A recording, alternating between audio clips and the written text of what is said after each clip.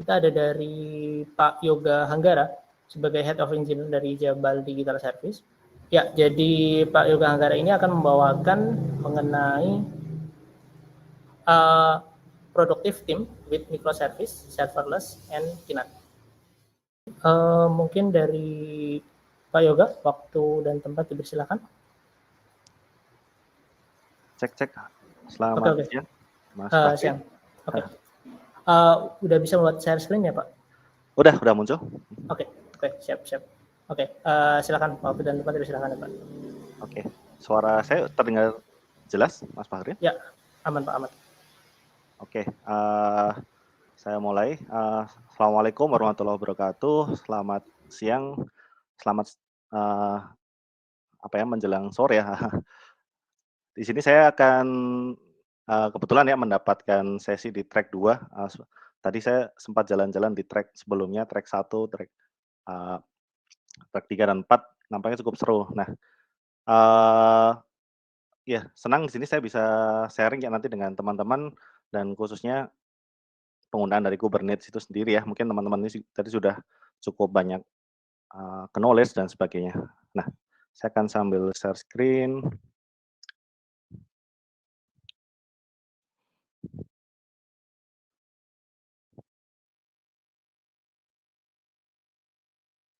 Ya, share screen saya udah muncul, Mas Bakri? Sudah Pak, aman Pak. Oke, terima kasih tadi atas perkenalannya. Di sini saya akan sharing ya topik terkait implementasi atau penggunaan dari Kubernetes itu sendiri ya. Mungkin ya teman-teman sudah sangat sering mendengar istilah microservice, kemudian serverless, dan juga hal baru yang ingin saya share di sini adalah penggunaan Knative ya. Nah, tapi sebelum itu saya akan coba perkenalkan diri. Nah, di slide ini ya, ini ya perkenalkan nama saya Yoga Hanggara. Di sini saya sebagai di Head of Engineering di Jabar Digital Service ya. Ini adalah unit inovasi ya, unit digital di bawah Diskominfo Jabar atau di Pemprov Jabar seperti itu. Tahun atau hampir 10 tahun ya, saya dari junior software programmer, kemudian senior, kemudian software arsitek dan seterusnya, sehingga saya banyak ya mudah-mudahan apa yang akan saya sampaikan juga bermanfaat untuk teman-teman di sini. Nah, ini topik yang mungkin menarik bagi saya ya untuk apa yang mungkin saya dapatkan selama menjadi software engineer dan hingga hari ini adalah ini topik yang menarik ya, software craftsmanship ya, clean code, clean architecture, topik agile dan juga Kubernetes ini adalah ke topik DevOps ya dan khususnya ke cloud native. Ini topik-topik yang cukup membawa saya ya memotivasi untuk terus belajar. Nah, ini kontak saya mungkin teman-teman barangkali ingin berdiskusi ya, mangga bisa dicatat, disimpan. Nah, tentu saya open juga jika teman-teman ingin berdiskusi. Oke, ini outline materi dari saya, kurang lebih introduction dulu ya, ini Kubernetes the hard way ya, tadi di awal juga sudah disampaikan ya, dan juga tadi problemnya dan kemudian yang kedua adalah ini, apa sih ya Knative ini ya, apakah ini bisa menjadi solusi, atau justru juga menambah masalah dari yang sudah ada gitu. Dan yang terakhir mungkin nanti sedikit overview juga, tips bagaimana teman-teman bisa memulai ya, getting start, onboarding, dan mungkin ada satu case study ya yang mungkin kita bisa bahas seperti itu. Dan terakhir ada Q&A. Ya, ini untuk pengenalan ya, pastinya saat kita mencari solusi ya, atau kita bertemu dengan masalah, nah itu kan kita perlu mendalami dulu ya, hal-hal yang apa sih yang kita hadapi ya, apa kondisi yang kita alami saat ini, nah agar kita bisa memecah masalahnya dan kita bisa mencari solusi yang tepat gitu. Nah, tadi mungkin sudah sangat banyak disampaikan bahwa oke, Kubernetes ya, itu sudah sangat-sangat powerful ya. Kalau kita lihat, kita sering baca ya, ya ini sudah menjadi standar ya, kalau kita bicara terkait high availability, scalability ya, termasuk juga zero downtime ya, self healing dan sebagainya itu hal-hal yang semua ada gitu, sudah ada di Kubernetes gitu. Dan banyak juga ekstensi ya, ekstensi bagaimana pengembangan-pengembangan itu dikembangkan juga open source-nya yang mendukung ya, itu juga sudah sangat banyak. Nah ini kita akui ya saat ini Kubernetes ini, sangat-sangat powerful ya, sudah jadi standar umum bahwa ya oke, untuk aplikasi yang tangguh, handal, ya kita akan adopsi Kubernetes ya. Nah ini sedikit meme ya kalau kita apa ya, sebuah kebanggaan ya kalau kita apakah uang, status, enggak, ternyata saat kita berhasil menjalankan ya atau mengoperasikan Kubernetes cluster ya itu sendiri gitu. Ini sebuah kebanggaan ya, sebuah, hal yang bisa dibanggakan ya. Nah, tapi tentu tidak mudah ya, tadi apa yang kelebihan-kelebihan yang sudah ada tadi dimiliki oleh si Kubernetes yang ditawarkan, prosesnya tidak mudah di sana ya. Eee, saya latar belakang saya adalah di software engineer ya, dan kemudian bagaimana belajar Kubernetes dan sebagainya. Nah, learning path-nya yang saya rasakan cukup besar ya, untuk pertama ya, kita bicara dari sisi mempersiapkan infrastrukturnya terlebih dahulu, baru kita aplikasinya ya. Nah, kita bisa googling, kita bisa pelajari di internet banyak sekali dokumentasi cara setup Kubernetes ya, baik itu yang di lokal ya, menggunakan Minikube atau menggunakan cloud provider ya. Nah, ini kalau teman-teman setup sendiri ya, kita menggunakan bare metal, kemudian nah ini adalah hal-hal yang kita harus kuasai dulu gitu ya. Kita perlu tahu, eee, apa sih dan bagaimana cara kerja si Kubernetes itu sendiri ya. Ya kita perlu tahu nih bagaimana konsep dari, setup bare metal ya, server fisik, kemudian juga VM, VPS, dan pastinya juga kita perlu tahu dulu nih teknologi kontainer ya, eee, karena tidak tidak mudah ya, tidak semua aplikasi juga bisa di-deploy di Kubernetes karena ada beberapa syarat atau, requirement requirement ya buat memastikan sebuah service bisa di-deploy. Pun juga konsep-konsep seperti service orchestration ya, high availability, bahkan sampai kita tahu memahami cara kerja networking-nya ya, layer-layernya, kemudian dan paling menantang juga distributed storage ya, bagaimana tadi, storage itu bisa disebar ya, bisa digunakan di banyak, paralel ya, nodes ya, bahkan ke security ya, secrets, RBAC pun juga banyak diatur di dalamnya dan tidak kalah mudah ya, tidak kalah sulit juga bagaimana kita sudah prepare ternyata ada error ya, tidak berjalan sesuai rencana. Nah ini untuk debugging, kemudian untuk monitoring, itu juga tidak mudah. Nah ini, ya maka sering ya ada juga yang, ya ini Kubernetes the hard way ya, bagaimana setup itu benar-benar manual ya dari setup infranya, setup jaringannya, firewall-nya dan seterusnya. Nah padahal ya, apa yang kita kalau dari saya sebagai software engineer ya, nah ini kan aplikasi ya yang sebenarnya atau yang kita solusi yang ingin kita bangunkan fokus di aplikasi ya, di, tawarkan kan di aplikasi ya, di service yang kita bangun. Kalau kita lihat di ilustrasinya ini kan sebenarnya ini udah di layer di paling bawah gitu, di paling dalam ya. Nah sementara kalau kita mungkin di awal ya, masih pemula, nah seringkali kita juga masih di layer yang atas gitu ya, untuk kita mempelajari hal-hal ini. Nah ini tentu bukan hal yang mudah dan cepat untuk bisa dipelajari. Tadi menyiapkan infra, nah yang kedua adalah infranya sudah siap nih, kita mau deploy aplikasi atau service ya. Nah ternyata ada banyak juga hal-hal yang perlu kita pelajari ya, istilah-istilah seperti apa itu pods, replika set ya, replication controller dan seterusnya. Ada banyak resource object ya di Kubernetes yang ini masing-masing punya, konfigurasi, punya tujuan ya, sehingga kita, eee, ya kalau yang sudah pernah ya kita setup aplikasi itu pasti kita bikin dulu, deployment-nya, pods-nya nih, image-nya apa, kemudian, image tag-nya apa, environment variables-nya seperti apa. Nah, itu yang paling mudah. Yang kedua adalah kita harus setup service-nya, bagaimana antar server berkomunikasi, memanggil komunikasi, aplikasi yang lain. Nah, ini kan bukan hal yang mudah juga ya untuk di awal kita mempelajari.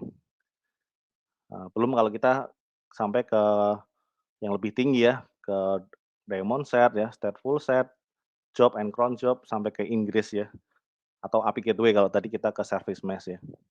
Nah, ini tentu menambah waktu ya, learning curve untuk kita ya, atau ya sebuah tim development untuk menerapkan atau menggunakan Kubernetes nih. Nah, ya ini meme juga ya, saya sering kalau menyampaikan materi menggunakan memes. Eee, Kalau kita ngelihat ya tadi ngelihat demo-demo atau di Kubernetes seringkali YAML file ya, bikin config terus di-apply ya. Sekilas nampak, oh ya betul juga ya, ini cuma kita bikin file YAML ya, kita apply. Nah, ternyata setelah kita coba nulis sendiri, nggak mudah. YAML itu sendiri juga ada requirement-nya ya, bagaimana menulis dan sebagainya itu. Belum lagi untuk membuat setup yang saling terintegrasi ya. Jadi ternyata tidak cukup hanya kita membaca atau menulis YAML file ya, tapi konsep-konsep dari Kubernetes itu juga kita perlu pahami. Nah, berikutnya kalau tadi pun sudah berhasil terdeploy ya, mengoperasikannya juga tidak mudah. Memastikan service yang kita deploy itu running, sesuai ekspektasi ya. Bagaimana saat misal beban pengunjung ya, user aplikasi kita sedikit dibandingkan dengan saat misal ada promo, ada pengumuman yang penting, nah itu tentu berbeda ya. Dan ini juga tidak mudah saat kita harus mengoperasikannya sendiri ya. Belum kalau kita juga setup routing ya, traffic management ya. Tadi sudah materi yang bagus juga sebenarnya dibantu, service mesh itu bagian dari solusi juga sebenarnya. Bagaimana bisa mengatur routing ya, traffic, kemudian juga traffic observability-nya ya juga bisa dimonitor dengan mudah. Sehingga scaling dan sebagainya kita bisa juga lebih terukur.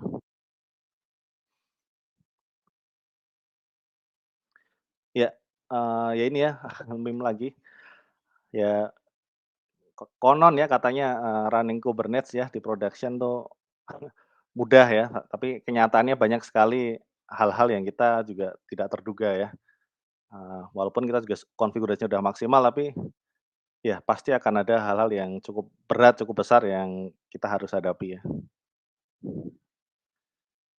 Kubernetes itu hanya salah satu bagian dari ekosistem ya, cloud native ya.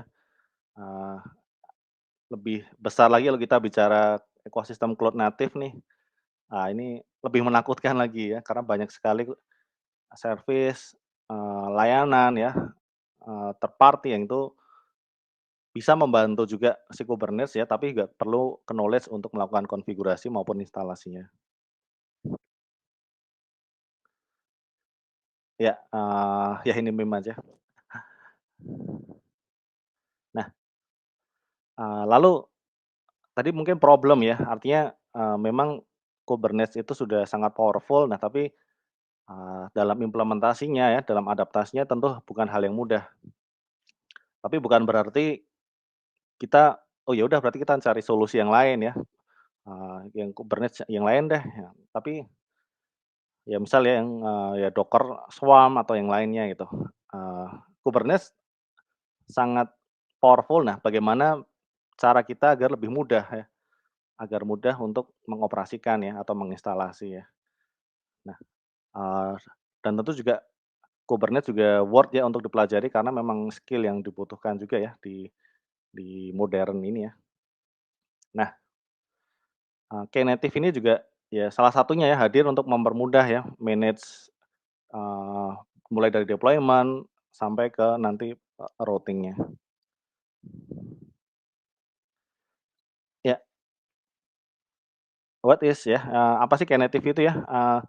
Ini overview secara umumnya ini 2 hal ya, pada intinya adalah dia mengabstraksi proses deploy ya, manage, kemudian mengoperasikan service ya, atau workloads itu di, Kubernetes cluster ya, mengabstraksikan beberapa konfigurasi yang kita buat di YAML file gitu, dibuat sederhana ya, apa yang dibutuhkan, mana mana sih yang penting, eee, itu yang akan nantinya akan dioperasikan oleh si Knative ya. Dia akan membantu kita untuk, ya kita tidak perlu menulis konfigurasi yang banyak.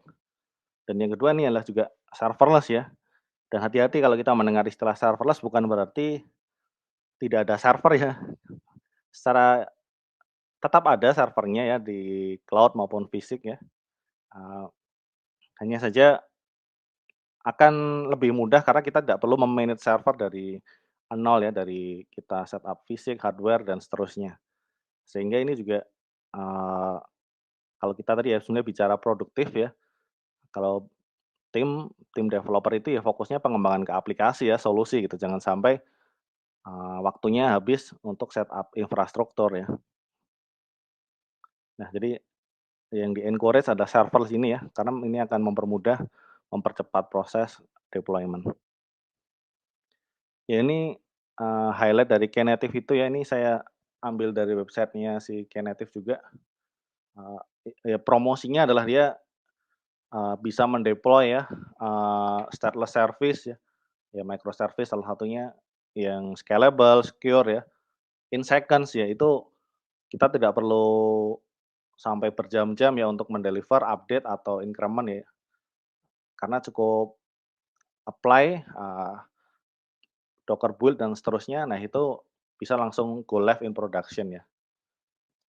Nah kemudian juga ini ya bagian dari API tadi, ini mengabstraksi beberapa hal-hal yang sudah umum ya untuk routing, deployment, dan seterusnya. Dan yang ketiga lah ini paling penting juga, eee, walaupun Knative juga punya solusi sendiri, tapi dia juga tetap memungkinkan kita memasang komponen yang lain ya, third party ya, seperti untuk, logging, monitoring, networking, bahkan service mesh itu sendiri, network layer-nya itu sendiri bisa diganti ya, tidak harus menggunakan Istio atau salah satunya. Dan yang keempat adalah, bisa running ya, Knative ini bisa di-running dimanapun si Kubernetes bisa dijalankan ya. Kita tidak perlu takut ada vendor lock-in ya misalnya ini hanya di salah satu provider yang bisa support-nya. Nah, jadi kuncinya ini juga ya, bisa di-deploy di mana saja. Dan ini, ya konon ya ini bisa juga memudahkan juga developer untuk atau ya kita ya, DevOps untuk menerapkan konsep GitOps ya, DockerOps dan seterusnya. Ya, ini, komponen sih ya yang ada di Knative itu sendiri sebenarnya kurang lebih ada 3 hal yang besar ya. Build itu adalah pada umumnya bagaimana membungkus sebuah aplikasi, service itu dalam kontainer image ya yang bisa di-deploy di mana saja. Nah yang kedua adalah serving, ini adalah komponen untuk Knative itu bisa mensupport ya HTTP request ya, dia, eee, ada request dan dia bisa memberikan respon ya. Nah sedangkan untuk eventing ini adalah, eee, dia dijalankan berdasarkan trigger tertentu ya, maka korelasinya dengan event driven architecture ya, tidak harus ada HTTP request tapi contoh ada, GitHub ya, ada commit baru ya, atau ada event PubSub baru gitu, ada sebuah order atau sebuah barang baru selesai dibeli gitu. Nah, itu akan men-trigger event, nah sehingga nanti akan ke bisa berlanjut ke subscriber yang terkait ya. Nah, eee, lebih detailnya kalau ini tadi ya, yang serving ini adalah ini format yang paling sederhana, paling mudah ya di Knative ini karena dia benar-benar ya tadi ya, running HTTP service ya, sekedar, request kemudian bisa memberikan respon ya. Karena kan aplikasi kita juga pada umumnya seperti itu ya. Jadi eee, pertama ya kita pastinya ini akan mempermudah ya, mempercepat deployment ya serverless ini kontainer. Yang kedua adalah si serving komponensi juga bisa mengatur ya auto scale-nya ya. Bahkan dia bisa ke zero ya, bisa ke nol. Karena misal ya pada saat tidak ada user yang request, kita bisa set itu tidak perlu ada kontainer yang jalan ya, pod yang jalan. Nah ini tentu juga akan menghemat cost pada akhirnya ya. Dan juga ini, dia tadi ya bisa mensupport banyak layer untuk networking ya, tidak hanya Istio ya, tapi ada beberapa. Dan juga, point in time ya, snapshot. Nah ini kita sebutnya sebagai revision ya. Beberapa konfigurasi itu, saat kita deploy dia akan membuat revisi baru, sehingga kita bisa, membagi traffic. Nah nanti akan lanjut ke traffic management. Nah ini contoh, service definition ya. Nah ini, langsung yang paling mudah ya bagaimana kita setup, service baru ya di Knative. Ini contohnya adalah Hello World ya seperti biasa. Ini kita punya, API version ini yang ditentukan ya, ini menggunakan custom resource-nya Knative, serving Knative dev ya versi 1, kind service. Nah di sini kita definisikan kontainernya apa saja ya. Nah yang pertama contoh nih, Hello World ya Go dengan environment variables ini. Nah bagaimana kita running ya? Nah, kita runningnya cukup sederhana. Saat tadi sudah kita bikin filenya, nah kita tinggal running apply ya, kubectl apply, file YAML yang tadi sudah dibuat. Nah, kalau ini lancar ya, kalau ini berhasil, tidak akan mungkin hanya 1 menit aja nggak sampai ya, untuk kita sudah terdeploy ya, dan kita juga mendapatkan public URL yang bisa di-hit ya, bisa langsung dipakai ya. Nah, tentu ini sangat efisien karena dengan satu konfigurasi YAML aja kita sudah bisa mendeploy ya sebuah service ya. Dibandingkan kalau kita menggunakan yang tradisional, harus, deployment, pods ya, service dan seterusnya. Nah, kelebihan yang kedua lagi adalah ini ya, kita di serving tadi bisa melakukan routing ya, yang traffic atau routing yang lebih baik ya. Dan ini mengencourage ya, bagaimana kita bisa menerapkan modern ini ya, pendekatan yang modern ya, seperti green blue deployment, canary deployments ya. Bagaimana kita bisa membagi traffic, contoh kita punya versi 1 dan versi 2 ya. Nah, karena versi 2 ini kita baru initial release ya, mungkin kita, deploy dulu untuk 20% traffic pengguna ya, sedangkan untuk sisanya tetap menggunakan versi 1. Nah ini kan, dalam rangka ya agar kita aman dulu ya, memastikan si versi 2 ini aman dulu. Nah kalaupun ada error, maka yang terdampak hanya 20% gitu, bukan 100% ya. Nah ini kita bisa gradual roll out ya. Oke ini makin bagus, 20 kita tingkatkan menjadi 40, 60 ya. Sehingga nanti kalau sudah aman, tidak ada kendala, 100% ya, kita alihkan ke versi 2. Nah ini tentu akan lebih efisien ya, untuk routing kita bisa tidak perlu ini. Ya Pak, permisi, kurang 7 menit lagi ya Pak? Oke. Oke. Ya. Oke, berikutnya tadi kalau dari serving ya, nah ini adalah event ya, eventing ya. Ini adalah kita menjalankan sebuah proses ya, kontainer ini berdasarkan event yang di-trigger oleh sesuatu ya, event source ya. Nah, ya sering juga teman-teman juga pasti mendengar penerapannya menggunakan PubSub maupun, Redis dan berbagai hal ya.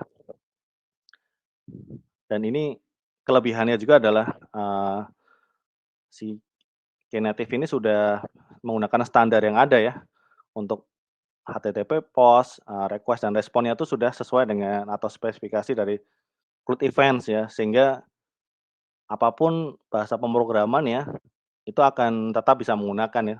Jadi tidak locking terhadap sebuah framework tertentu atau bahasa ya. Ya ini beberapa komponen yang penting ya di Knative. Di sini, ada event source, di sini bisa bersumber dari, AWS SQS, Kafka, RabbitMQ, dan banyak hal ya. Ada juga broker ya, dan juga channel atau subscription ini untuk pengaturan pipeline, dan terakhir event registry. Ini mungkin detailnya, teman-teman bisa baca juga di website Knative ya, karena cukup panjang penjelasannya. Ya, eee, itu tadi bahwa ini ya Kubernetes, tidak mudah ya, ini Knative mencoba hadir untuk memudahkan teman-teman ya, developer maupun operation agar eee, lebih simplified ya proses untuk deploy sebuah service ya. Dan mungkin, why ya, kalau tadi sudah apa, nah ini why Knative ya, tadi kelebihannya sebenarnya sudah disampaikan.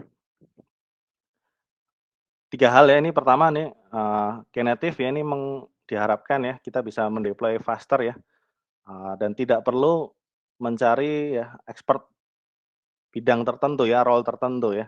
Karena developer saja yang mungkin punya basic Kubernetes juga bisa ya mendeploy, merilis sendiri menggunakan Knative ini ya. Dan yang paling penting adalah kalau kita bicara produktivitas adalah ya ini, developers tuh kita suka ya, menyukai membuat sesuatu ya, eksperimen ya, membangun sesuatu, develop sesuatu ya. Nah, eee, tentu kita eksperimen ingin segera bisa dipakai ya, pengen coba dites ya. Nah, ini akan terbantu, kalau kita ya udah developer yang bisa tidak perlu melibatkan tim operation ya, bahkan bisa deploy sendiri ya. Nah, ini tentu akan lebih baik ya, akan lebih happy ya harapannya untuk, teman-teman developer bisa develop. Ya termasuk juga, dengan konfigurasi yang lebih sederhana, itu tidak hanya teman-teman IT department ya yang bisa menggunakan ya, tapi misal teman-teman data engineering, data scientist yang sering juga, butuh service-service ya. Nah, mereka juga bisa mendeploy sendiri dan bisa mengoperasikan sendiri. Dan yang kedua adalah ini ya, ini adalah praktek nyata ya bahwa untuk DevOps as a culture ya. Karena selama ini kan promosinya DevOps itu mempermudah ya kolaborasi antara developer dan operation ya. Nah, tapi ya seringkali ya, di Kubernetes itu sendiri juga karena tadi dengan tingkat kesulitan tadi akhirnya tetap berujung sama ya.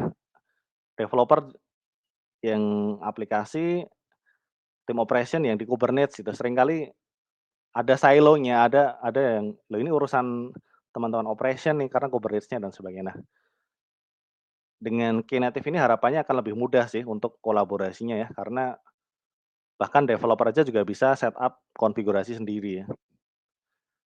Dan juga pastinya yang kedua ini adalah, meng-encourage ya untuk penerapan praktek-praktek yang modern ya, dari tadi ya green blue deployment, canary dan sebagainya.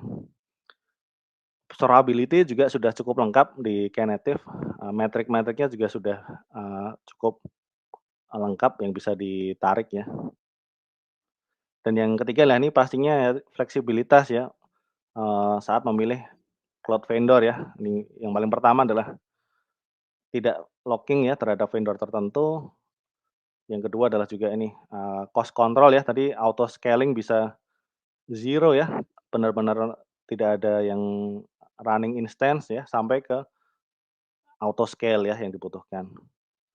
Open source ya ini walaupun ya masih versi awal ya, baru aja rilis versi 1, tapi komunitasnya juga sudah cukup banyak ya, sudah cukup lengkap, bahkan sudah digunakan juga di beberapa cloud provider. Ya ini mungkin kesimpulan terakhir ya,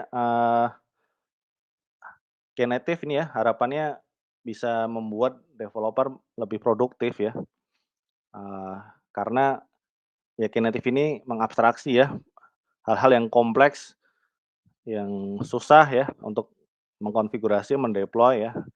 Nah, tujuannya agar teman-teman lebih fokus ya, developer ini lebih fokus ke membangun solusi ya di aplikasi atau service. Dan pastinya ya ini akan menghemat waktu ya, membikin konfigurasi Kubernetes itu bukan hal yang mudah ya, tapi lama-lama jadi rutinitas itu. Dan ini yang harus kita hindari ya, karena waktunya akan banyak habis di sana. Ini ada link, teman-teman bisa mencoba sendiri ya, onboarding untuk mencoba Knative ini. Ya, case study-nya sebenarnya ada 2 ya, ini kalau serving tadi microservice sudah yang paling cocok ya, karena kita punya service kecil-kecil, kita bisa deploy cepat ya, eee, kita tinggal hubungkan yang keduanya. Nah, yang kedua ini yang event driven ya, yang menarik adalah, ini case study yang contoh kita ingin trigger dari file upload ya, user upload di cloud storage, kemudian saat berhasil, nah si Knative ini yang akan running ya, ngecek, oh ternyata ada image baru ya. Dia akan menerapkan filter, kemudian dia akan menjalankan resizer ya, memberi watermark, memberi label ya, dan terakhir dia juga akan menyimpan file itu ke cloud storage juga ya. Jadi, file yang jadi sudah lengkap, Mas. Iya Pak, permisi Pak, waktunya udah habis. Mungkin kita bisa ke sesi Q&A sebentar ya? Oke. Siap. Oke. Maaf Pak sebelumnya. Oke, mungkin kita bisa satu pertanyaan. Ini pertanyaan dari Pak Kurnianto dari Laksono. Bagaimana mengatasi cost overhead saat mendeploy serverless apps di kala PNS yang menyala terus-menerus dibandingkan dengan cloud native compute service seperti AWS Lambda yang hanya di-charge sewaktu function dipanggil? Oke, nah ini menarik ya, apalagi memang bicara cost, sekalipun tadi ya, sekalipun aplikasi itu service-nya mungkin zero ya, tidak ada deployment, tapi kan compute instance-nya tetap ada ya. Sehingga itu juga yang sering kita tetap ingin hemat, tapi kan nggak ada service yang running ya. Instance-nya tetap jalan. Memang kalau ini dibandingkan dengan solusi serverless yang function as a service ya, kalau di AWS tadi Lambda atau di Google Cloud itu ada Cloud Function ya. Ini memang jauh lebih murah yang function as a service sih, karena itu kan benar-benar billingnya berjalan saat di running saja ya. Nah, sedangkan si Knative ya, karena dia depend pada Kubernetes ya. Nah, sehingga billingnya kan tetap mengikut di compute-nya ya. Nah, ini memang harus diatur juga ya, bagaimana si compute itu juga bisa node-nya ya, bisa auto scale juga ya. Tapi di provider ya, di Google Cloud itu sebenarnya sudah ada solusi ini juga kan, Cloud Run ya. Nah itu sebenarnya sudah menggunakan Knative ya. Itu sudah cukup bagus, benar-benar billingnya dihitung pada saat ada request masuk ya, atau si proses itu dijalankan. Oke. Mudah-mudahan menjawab ya. Siap. Thank you Pak. Oke, mungkin karena waktunya udah habis, jadi terima kasih Pak atas waktunya dan juga atas materi mengenai Knative. Ya, mungkin kita bisa langsung ke sesi berikutnya. Ya, terima kasih Pak Yoga. Ya, sama-sama Mas Baktir. Oke.